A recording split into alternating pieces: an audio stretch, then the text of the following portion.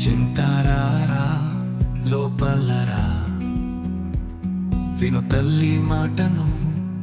వేళైతే భోజనం చేయు, నీకు శక్తి వస్తుంది.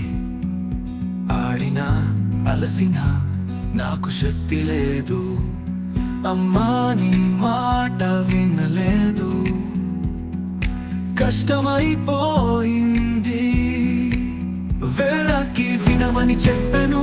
నీకే మంచి కోసం వినయం నేర్చుకుంటే జీవితం సాఫీగా ఉంటుంది.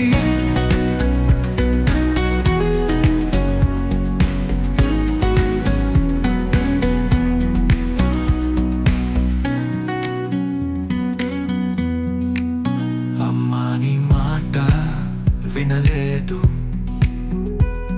కష్టమైపోయింది, వేళకి వినమని చెప్పాను.